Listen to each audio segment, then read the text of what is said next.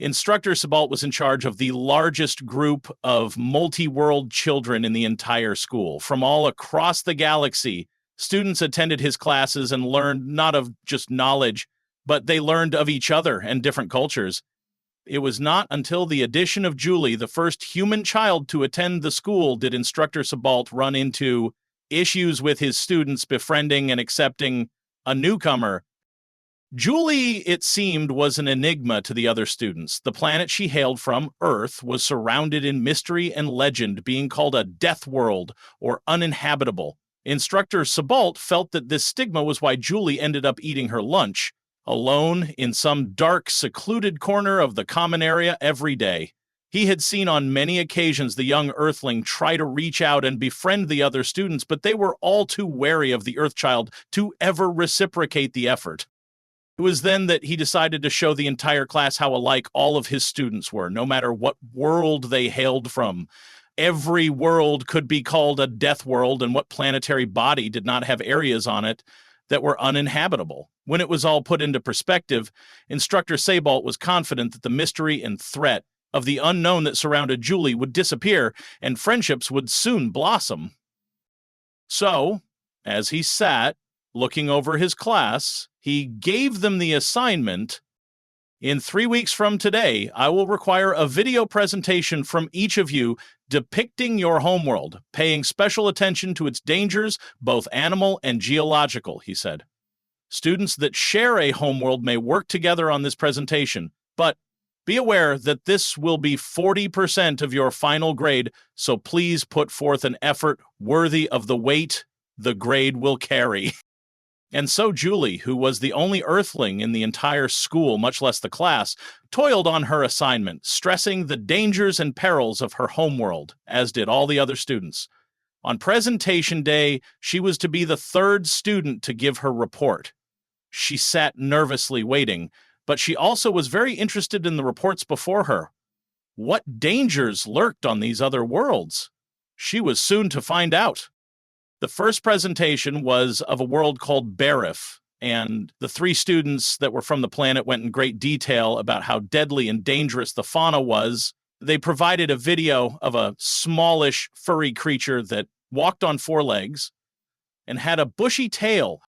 "Watch what happens here," one of the presenters said excitedly as the video depicted the small animal being presented with a piece of cloth, dangling it in front of the creature. In response, the creature made a hissing sound and slashed at the cloth with a paw, and the students all saw some claws appear seemingly out of nowhere as the beast attacked. "See that?" the presenter yelled, pointing at the video screen. "Those razor-sharp talons were not there but a second ago. If that had been your arm, this beast would have cut the skin to the bone." A smattering of applause and murmuring broke out in the classroom. The presenters, all smiles and standing straight with pride, returned to their seats.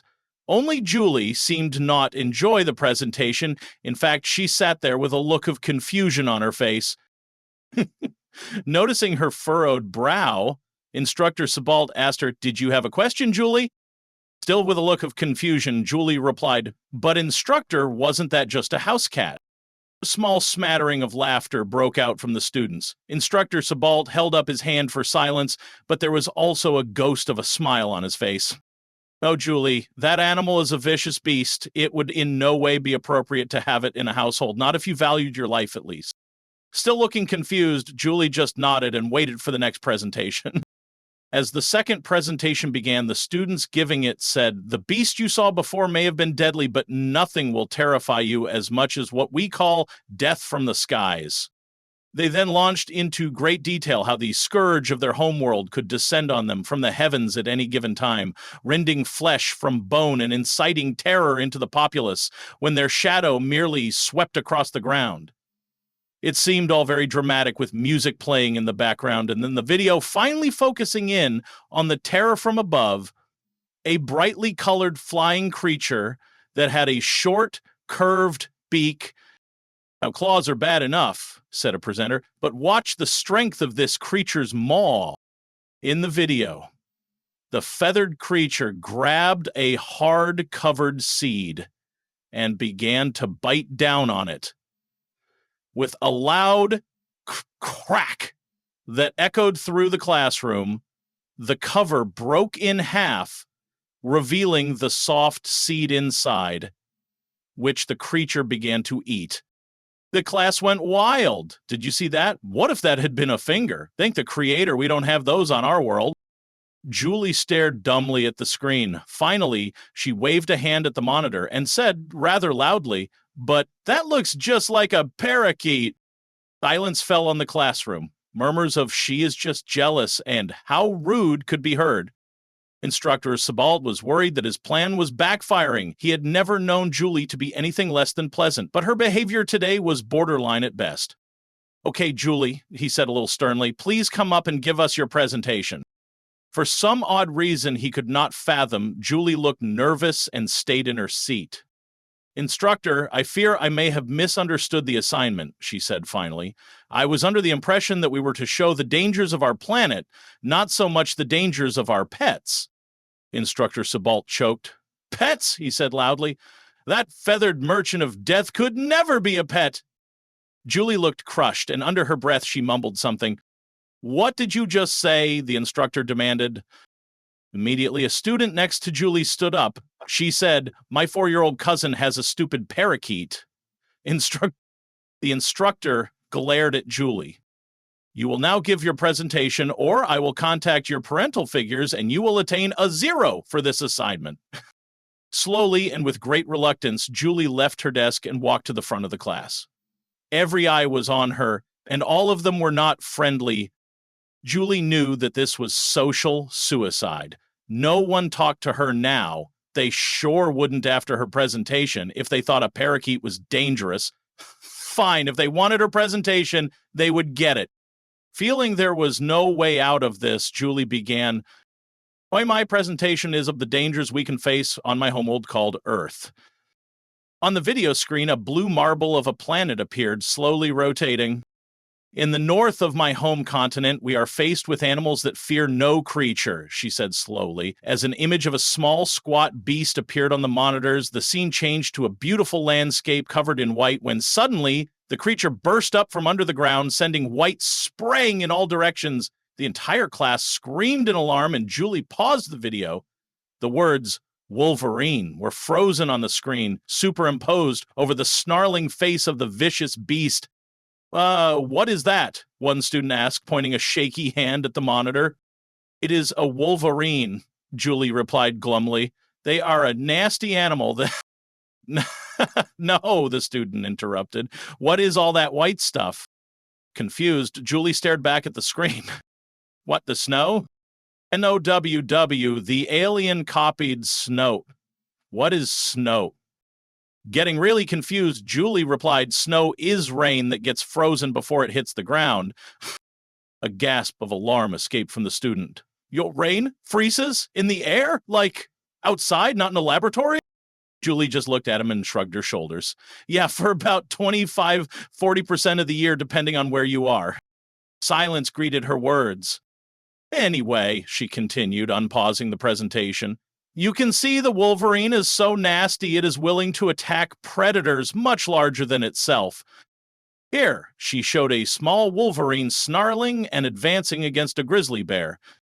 "What in the 7 hells is that?" a student screamed, pointing at the huge creature made of muscle and sinew on the screen.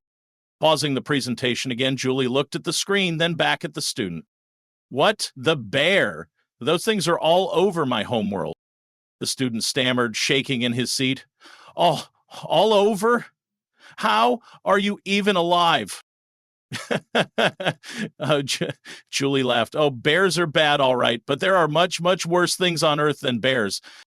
"You must be lying," a voice said, and it took a second for Julie to notice it was her instructor who said it. He was sitting in his chair, shaking with fear.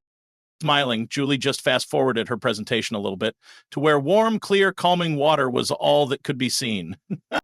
71% of my planet is covered in water," she said, "and in that water are many creatures, like fish, crabs, seahorses, squid, and the like," and as she talked, the pleasant pictures of each animal flashed on screen.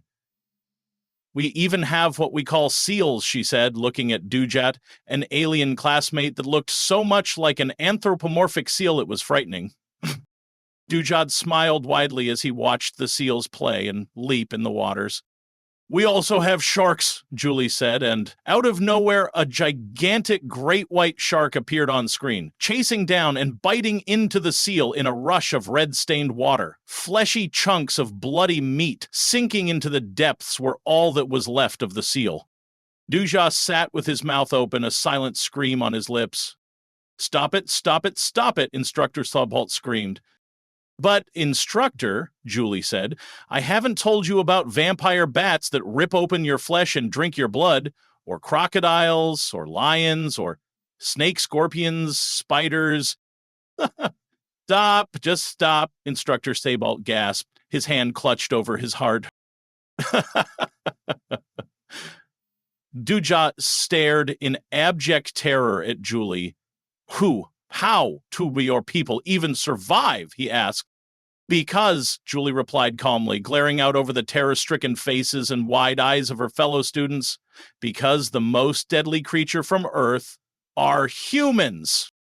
And saying that, she headed for her seat. As she walked down the aisle, she could not help but notice that the other students shied away from her in fear.